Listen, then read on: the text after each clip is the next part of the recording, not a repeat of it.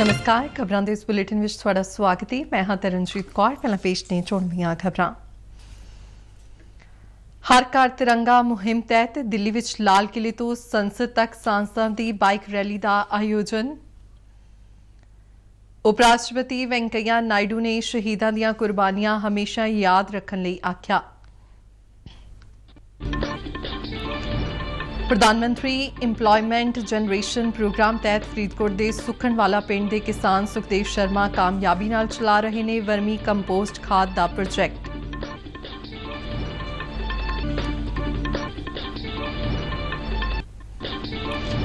BJP आगू तरन चुग ने पंजाब के सरकारी डॉक्टरों में सरकार वालों डर फैलाउण की कीती निखेधी।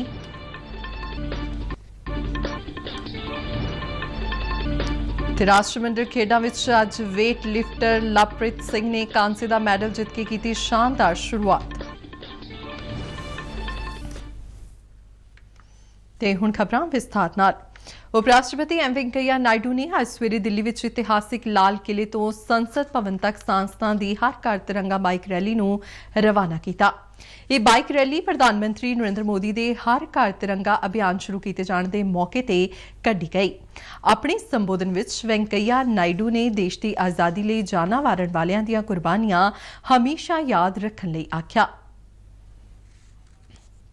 These precious moments must remind us of countless sacrifice. देश का एकता के लिए, आजादी के लिए जो महानुभावों ने कुर्बानी दिया, अपना जीवन त्याग किया, इन महानुभावों का हम सब लोग इस समय पे याद रखना है और याद करना है और हमारा बच्चों को याद दिलाना है। केंद्रीय सूचना ते प्रसारण मंत्री अनुराग सिंह ठाकुर ने कहा कि इस रैली राहीं आउण वालियां पीढ़ियां नूं देश की एकजुटता दा सुनेहा दिता जा रहा है।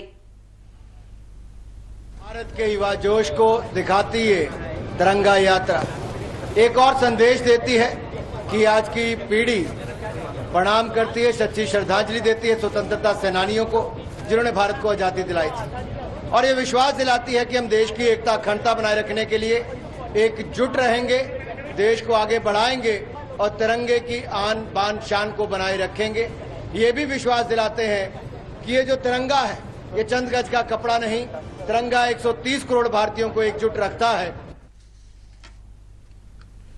रैली विच कई केंद्रीय मंत्रियों ने हिस्सा लिया।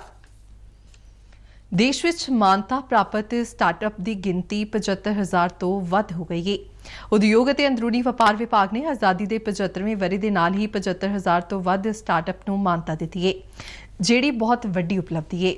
वणज ते सनत मंत्रालय ने ट्वीट सुनेहे विच कहा कि भारतीय स्टार्टअप उत्साह ते उद्यमशीलता की भावना नाल प्रेरित है।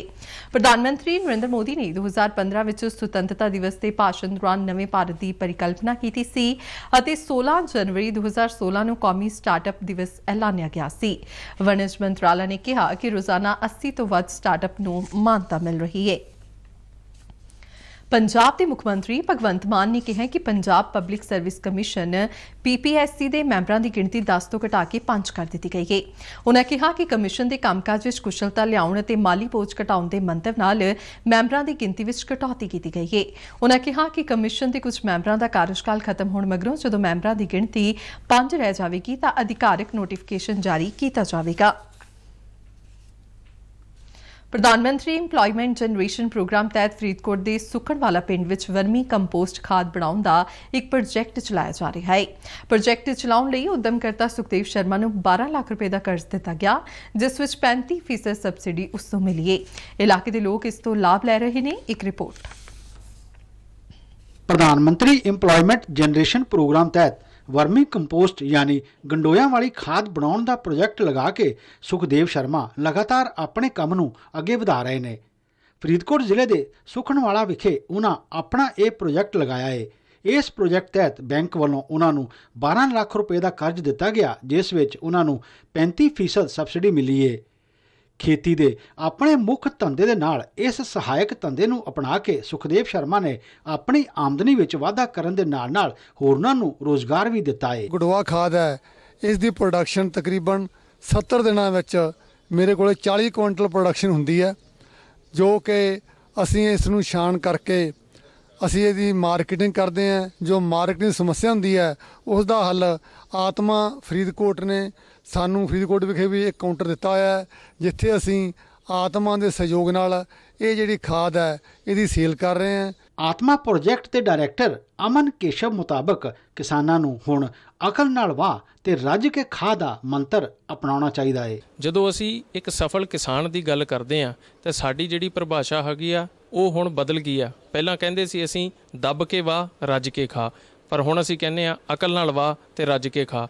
ਔਰ ਉਹ ਅਕਲ ਨਾਲ ਇਹੀ ਹੈ ਕਿ ਅਸੀਂ ਆਪਣੇ ਆਪ ਨਾਲ ਖੇਤੀ ਨਾਲ ਕਿਹੜੇ ਸਹਾਇਕ ਧੰਦੇ ਨੂੰ ਅਪਣਾਈਏ ਤਾਂ ਕਿ ਅਸੀਂ ਆਪਣੀ ਆਮਦਨ ਨੂੰ ਦੁੱਗਣਾ ਕਰ ਸਕੀਏ। ਆਪਣੀਆਂ ਫਸਲਾਂ ਲਈ ਗੰਡੋਇਆਂ ਵਾਲੀ ਇਸ ਖਾਦ ਨੂੰ ਵਰਤਣ ਵਾਲੇ ਕਿਸਾਨ ਵੀ ਖੁਸ਼ ਨੇ। ਗੰਡੋਇਆਂ ਵਾਲੀ ਖਾਦ ਆ ਇਹ ਸਬਜ਼ੀਆਂ ਤੇ ਬੂਟਿਆਂ ਤੇ ਅਸੀਂ ਬਹੁਤ ਚੰਗੀ ਵਰਤਦੇ ਹਾਂ।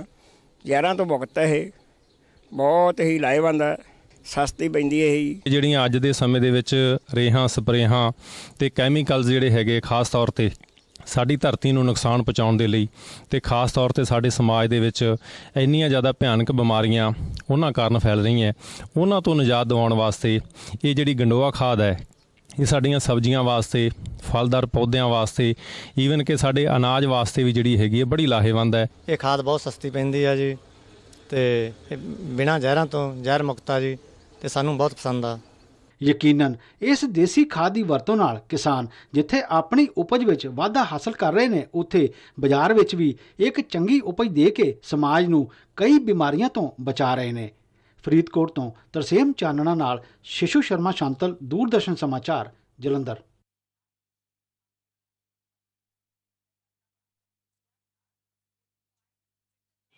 यारा चारे के सिवा और क्या है सहारा? अमूल पशु आहार, इससे गाय सिर्फ बाहर से नहीं अंदर से भी स्वस्थ रहे और दूध भी भरपूर दे। पर अमूल पशु आहार से मेरी गाय स्वस्थ होगी, इसकी क्या गारंटी है? अमूल के 36 लाख किसानों की गारंटी है। अमूल पशु आहार ये बना है एशिया की सबसे बड़ी पशु आहार फैक्ट्री में। इससे आपके पशु को मिले संतुलित आहार ताकि वो सिर्फ बाहर से नहीं अंदर से भी स्वस्थ और तंदुरुस्त रहे। अमूल पशु आहार, किसानों की गारंटी।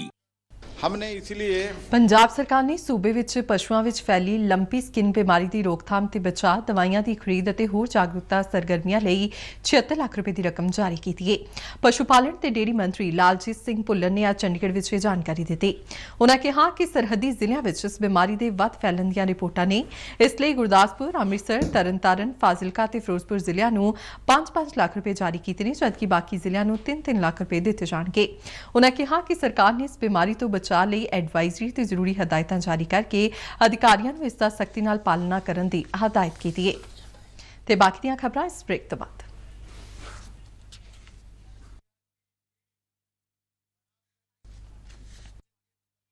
यारा चारे के सिवा और क्या है सहारा? अमूल पशु आहार, इससे गाय सिर्फ बाहर से नहीं अंदर से भी स्वस्थ रहे और दूध भी भरपूर दे। पर अमूल पशु आहार से मेरी गाय स्वस्थ होगी, इसकी क्या गारंटी है? अमूल के 36 लाख किसानों की गारंटी है। अमूल पशु आहार ये बना है एशिया की सबसे बड़ी पशु आहार फैक्ट्री में। इससे आपके पशु को मिले संतुलित आहार ताकि वो सिर्फ बाहर से नहीं अंदर से भी स्वस्थ और तंदुरुस्त रहे। अमूल पशु आहार, किसानों की गारंटी। ब्रेक तो बाद एक बार फिर तो स्वागत ते कुछ होर खबरां। ਭਾਰਤੀ ਜਨਤਾ ਪਾਰਟੀ ਦੇ ਕੌਮੀ ਜਨਰਲ ਸਕੱਤਰ ਤਰੁਣ ਚੁੱਘ ਨੇ ਪੰਜਾਬ ਦੇ ਸਰਕਾਰੀ ਡਾਕਟਰਾਂ ਵਿੱਚ ਸਰਕਾਰ ਵੱਲੋਂ ਡਰ ਫੈਲਾਉਣ ਦੀ ਨਿਖੇਧੀ ਕੀਤੀ ਹੈ। ਚੰਡੀਗੜ੍ਹ ਤੋਂ ਅੱਜ ਜਾਰੀ ਇੱਕ ਬਿਆਨ ਵਿੱਚ ਉਹਨਾਂ ਸੂਬੇ ਵਿੱਚ ਸਰਕਾਰੀ ਡਾਕਟਰਾਂ ਵੱਲੋਂ ਅਸਤੀਫੇ ਦਿੱਤੇ ਜਾਣ ਤੇ ਚਿੰਤਾ ਪ੍ਰਗਟਾਈ ਅਤੇ ਕਿਹਾ ਕਿ ਭਗਵੰਤ ਮਾਨ ਸਰਕਾਰ ਸਿਹਤ ਖੇਤਰ ਵਿੱਚ ਆਪਣੀਆਂ ਨਾਕਾਮੀਆਂ ਛੁਪਾਉਣ ਲਈ ਡਾਕਟਰਾਂ ਨੂੰ ਮੋਹਰਾ ਬਣਾ ਰਹੀ ਹੈ। ਤਰੁਣ ਚੁੱਘ ਨੇ ਕਿਹਾ ਕਿ ਸੂਬੇ ਵਿੱਚ ਸਿੱਖਿਆ ਦਾ ਵੀ ਮਾੜਾ ਹਾਲ ਹੈ ਅਤੇ ਸਰਕਾਰੀ ਸਕੂਲਾਂ ਦੇ ਬੱਚਿਆਂ ਨੂੰ ਹਾਲੇ ਤੱਕ ਕਿਤਾਬਾਂ ਨਹੀਂ ਦਿੱਤੀਆਂ ਗਈਆਂ ਨੇ। ਉਹਨਾਂ ਕਿਹਾ ਕਿ ਆਮ ਆਦਮੀ ਪਾਰਟੀ ਦੀ ਸਰਕਾਰ ਵੱਲੋਂ ਸਿਹਤ ਅਤੇ ਸਿੱਖਿਆ ਦੇ ਖੇਤਰ ਵਿੱਚ ਲੋਕਾਂ ਨਾਲ ਕੀਤੇ ਗਏ ਵਾਅਦੇ ਸਿਰਫ ਦਿਖਾਵਾ ਹੀ ਸਾਬਿਤ ਹੋਏ ਨੇ।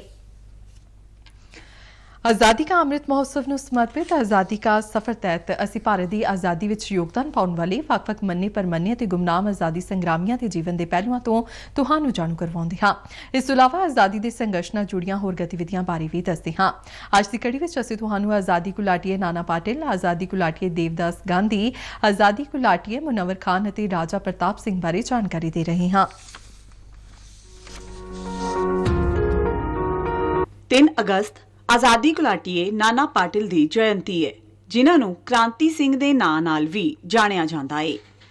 ਨਾਨਾ ਪਾਟਿਲ ਦਾ ਜਨਮ 1900 ਵਿੱਚ ਮਹਾਰਾਸ਼ਟਰ ਦੇ ਸਾਂਗਲੀ ਵਿੱਚ ਹੋਇਆ ਸੀ। ਉਹ ਹਿੰਦੁਸਤਾਨ ਰਿਪਬਲਿਕਨ ਐਸੋਸੀਏਸ਼ਨ ਦੇ ਸੰਸਥਾਪਕ ਮੈਂਬਰਾਂ ਵਿੱਚੋਂ ਇੱਕ ਸਨ। 1919 ਵਿੱਚ ਪਾਟਿਲ ਨੇ ਪ੍ਰਾਰਥਨਾ ਸਮਾਜ ਨਾਲ ਸਮਾਜਿਕ ਕੰਮਾਂ ਦੀ ਸ਼ੁਰੂਆਤ ਕੀਤੀ। ਉਹਨਾਂ ਨੇ 10 ਸਾਲ ਤੱਕ ਦੱਬੇ ਕੁਚਲੇ ਵਰਗਾਂ ਦੇ ਵਿਕਾਸ ਲਈ ਪ੍ਰਾਰਥਨਾ ਸਮਾਜ ਅਤੇ ਸੱਤਿਆਸ਼ੋਧਕ ਸਮਾਜ ਦੇ ਨਾਲ ਕੰਮ ਕੀਤਾ। ਉਹ ਜਾਤ-ਪਾਤ ਦੇ ਵਿਰੁੱਧ ਰਹੇ ਤੇ ਜੀਵਨ ਭਰ ਗਰੀਬਾਂ ਤੇ ਕਿਸਾਨਾਂ ਦੇ ਹੱਕਾਂ ਲਈ ਲੜਦੇ ਰਹੇ। ਪਾਟਿਲ ਨੂੰ ਬਰਤਾਨਵੀ ਰਾਜ ਵਿੱਚ ਆਜ਼ਾਦੀ ਦੇ ਸੰਘਰਸ਼ ਦੌਰਾਨ ਕਈ ਵਾਰ ਜੇਲ੍ਹ ਜਾਣਾ ਪਿਆ। 1942 ਵਿੱਚ ਭਾਰਤ ਛੱਡੋ ਅੰਦੋਲਨ ਦੌਰਾਨ ਉਹ 44 ਮਹੀਨਿਆਂ ਤੱਕ ਅੰਡਰਗਰਾਉਂਡ ਰਹੇ। ਨਾਨਾ ਪਾਟਿਲ ਭਾਰਤ ਛੱਡੋ ਅੰਦੋਲਨ ਦੌਰਾਨ ਮਹਾਰਾਸ਼ਟਰ ਦੇ ਸਾਂਗਲੀ ਜ਼ਿਲ੍ਹੇ ਵਿੱਚ ਬਣਾਈ ਗਈ ਕ੍ਰਾਂਤੀਕਾਰੀ ਪ੍ਰਤੀ ਸਰਕਾਰ ਦੇ ਸੰਸਥਾਪਕ ਸਨ। ਪਾਟਿਲ ਨੇ ਵੀ ਮਹਾਰਾਸ਼ਟਰ ਸੂਬੇ ਦੀ ਉਸਾਰੀ ਲਈ ਆਚਾਰਿਆ ਅਤਰੇ ਦੇ ਨਾਲ ਮਿਲ ਕੇ ਲੜਾਈ ਲੜੀ। 6 ਦਸੰਬਰ 1976 ਨੂੰ ਉਹਨਾਂ ਨੇ ਆਖਰੀ ਸਾਹ ਲਿਆ। ਮਹਾਨ ਰਾਸ਼ਟਰਵਾਦੀ ਨੂੰ ਸਾਡਾ ਨਮਨ। ਅਸੀਂ ਆਜ਼ਾਦੀ ਘੁਲਾਟੀਏ ਦੇਵਦਾਸ ਗਾਂਧੀ ਨੂੰ ਉਹਨਾਂ ਦੀ ਬਰਸੀ ਮੌਕੇ ਯਾਦ ਕਰ ਰਹੇ ਹਾਂ। ਉਹ ਮਹਾਤਮਾ ਗਾਂਧੀ ਤੇ ਕਸਤੂਰਬਾ ਗਾਂਧੀ ਦੇ ਸਭ ਤੋਂ ਛੋਟੇ ਪੁੱਤਰ ਸਨ। ਦੇਵਦਾਸ ਗਾਂਧੀ ਦਾ ਜਨਮ 22 ਮਈ 1900 ਨੂੰ ਦੱਖਣ ਅਫਰੀਕਾ ਦੇ ਡਰਬਨ ਵਿੱਚ ਹੋਇਆ ਸੀ। ਉਹਨਾਂ ਨੂੰ ਗਾਂਧੀ ਜੀ ਤੋਂ ਫੈਸਲਾ ਲੈਣ ਤੇ ਮਨਨ ਕਰਨ ਦੀ ਸਮਰੱਥਾ ਅਤੇ ਵਿਹਾਰਿਕ ਬਣਨ ਦੀ ਇੱਛਾ ਵਿਰਾਸਤ ਵਿੱਚ ਮਿਲੀ ਸੀ। ਦੇਵਦਾਸ ਗਾਂਧੀ ਨੇ ਨਾਮਿਲਵਰਤਨ ਅੰਦੋਲਨ, ਸਿਵਲ ਨਾਫਰਮਾਨੀ ਅੰਦੋਲਨ ਤੇ ਭਾਰਤ ਛੱਡੋ ਅੰਦੋਲਨ ਵਿੱਚ ਹਿੱਸਾ ਲਿਆ ਤੇ 3 ਵਾਰ ਜੇਲ੍ਹ ਗਏ। ਮਹਾਤਮਾ ਗਾਂਧੀ ਨੇ ਜਾਮੀਆ ਮਿਲੀਆ ਇਸਲਾਮੀਆ ਦੀ ਸਥਾਪਨਾ ਲਈ ਜਦੋਂ ਮਦਦ ਕਰਨੀ ਸ਼ੁਰੂ ਕੀਤੀ ਤਾਂ ਉਹਨਾਂ ਦੇ ਸੱਦੇ ਤੇ ਦੇਵਦਾਸ ਵੀ ਅੱਗੇ ਆਏ ਤੇ ਉਹਨਾਂ ਨੇ ਉੱਥੇ ਕਪਾਹ ਦੀ ਪਿੰਜਾਈ ਤੇ ਹਿੰਦੀ ਵੀ ਸਿਖਾਉਣੀ ਸ਼ੁਰੂ ਕੀਤੀ। ਉਹਨਾਂ ਨੇ ਪੱਤਰਕਾਰੀ ਨੂੰ ਪ੍ਰਮੁੱਖ ਸਰਗਰਮੀ ਬਣਾ ਲਿਆ। 1920-21 ਵਿੱਚ ਉਹਨਾਂ ਨੇ ਪ੍ਰਯਾਗਰਾਜ ਤੋਂ ਛਪਣ ਵਾਲੇ ਅਖਬਾਰ ਇੰਡੀਪੈਂਡੈਂਟ ਵਿੱਚ ਕੰਮ ਕਰਨਾ ਸ਼ੁਰੂ ਕੀਤਾ। ਉਹਨਾਂ ਨੇ ਯੰਗ ਇੰਡੀਆ ਅਤੇ ਨਵਜੀਵਨ ਦੇ ਪ੍ਰਕਾਸ਼ਨ ਵਿੱਚ ਆਪਣੇ ਪਿਤਾ ਦੀ ਮਦਦ ਵੀ ਕੀਤੀ। ਦੇਵਦਾਸ ਗਾਂਧੀ ਦਾ ਦੇਹਾਂਤ 3 ਅਗਸਤ 1957 ਨੂੰ ਮੁੰਬਈ ਵਿੱਚ ਹੋਇਆ। ਇਸ ਰਾਸ਼ਟਰਵਾਦੀ ਨੇਤਾ ਦੇਵਦਾਸ ਗਾਂਧੀ ਨੂੰ ਭਾਵਭਰੀ ਸ਼ਰਧਾਂਜਲੀ। ਅਸੀਂ ਆਜ਼ਾਦੀ ਘੁਲਾਟੀਏ ਮੁਨੱਵਰ ਖਾਨ ਨੂੰ ਵੀ ਯਾਦ ਕਰ ਰਹੇ ਹਾਂ। ਉਹ ਹਰਿਆਣਾ ਦੇ ਹਿਸਾਰ ਦੇ ਵਸਨੀਕ ਸਨ। ਮੁਨੱਵਰ ਨੇ ਬਰਤਾਨਵੀ ਭਾਰਤੀ ਫੌਜ ਦੀ 7ਵੀਂ ਹਰਿਆਣਾ ਲਾਈਟ ਇਨਫੈਂਟਰੀ ਵਿੱਚ ਸਿਪਾਹੀ ਦੇ ਤੌਰ ਤੇ ਸੇਵਾ ਨਿਭਾਈ। ਉਹਨਾਂ ਨੇ 1857 ਵਿੱਚ ਆਜ਼ਾਦੀ ਦੀ ਪਹਿਲੀ ਲੜਾਈ ਦੌਰਾਨ ਬਰਤਾਨਵੀ ਫੌਜ ਨਾਲ ਲੜਾਈ ਵਿੱਚ ਹਿੱਸਾ ਲਿਆ। ਉਹਨਾਂ ਨੇ ਸਿਰਸਾ ਵਿੱਚ ਲੜਾਈ ਦੌਰਾਨ ਸਰਗਰਮ ਭੂਮਿਕਾ ਨਿਭਾਈ। ਮੁਨੱਵਰ ਨੂੰ ਬਰਤਾਨਵੀ ਸ਼ਾਸਨ ਦੇ ਖਿਲਾਫ ਬਗਾਵਤ ਦੇ ਦੋਸ਼ ਵਿੱਚ ਬਰਤਾਨਵੀ ਸਿਪਾਹੀਆਂ ਵੱਲੋਂ ਗ੍ਰਿਫਤਾਰ ਕਰ ਲਿਆ ਗਿਆ। ਉਹਨਾਂ ਨੂੰ ਦੋਸ਼ੀ ਠਹਿਰਾਇਆ ਗਿਆ ਤੇ 3 ਅਗਸਤ 1857 ਨੂੰ ਫਾਂਸੀ ਦੇ ਦਿੱਤੀ ਗਈ। ਬਹਾਦਰ ਸ਼ਹੀਦ ਮੁਨੱਵਰ ਖਾਨ ਨੂੰ ਨਮਨ। ਅਸੀਂ ਰਾਜਾ ਪ੍ਰਤਾਪ ਸਿੰਘ ਨੂੰ ਵੀ ਸ਼ਰਧਾਂਜਲੀ ਦੇ ਰਹੇ ਹਾਂ। ਉਹ ਕੁੱਲੂ ਦੇ ਰਾਜਾ ਸਨ। ਉਹਨਾਂ ਨੇ 1857 ਵਿੱਚ ਆਜ਼ਾਦੀ ਦੀ ਪਹਿਲੀ ਜੰਗ ਵਿੱਚ ਹਿੱਸਾ ਲਿਆ ਸੀ। ਰਾਜਾ ਪ੍ਰਤਾਪ ਸਿੰਘ ਨੇ ਬਰਤਾਨਵੀ ਟਿਕਾਣਿਆਂ ਉੱਤੇ ਕਬਜ਼ਾ ਕਰ ਲਿਆ ਅਤੇ ਆਪਣੇ ਰਾਜ ਨੂੰ ਬਰਤਾਨਵੀ ਹਕੂਮਤ ਤੋਂ ਮੁਕਤ ਕਰਨ ਦਾ ਐਲਾਨ ਕਰ ਦਿੱਤਾ। ਹਾਲਾਂਕਿ ਬਾਅਦ ਵਿੱਚ ਉਹਨਾਂ ਨੂੰ ਬਰਤਾਨਵੀ ਫੌਜ ਨੇ ਗ੍ਰਿਫਤਾਰ ਕਰ ਲਿਆ ਤੇ 3 ਅਗਸਤ 1857 ਨੂੰ ਫਾਂਸੀ ਦੇ ਦਿੱਤੀ ਗਈ। ਬਹਾਦਰ ਸ਼ਹੀਦ ਰਾਜਾ ਮਹਿੰਦਰ ਪ੍ਰਤਾਪ ਨੂੰ ਸਾਡਾ ਨਮਨ।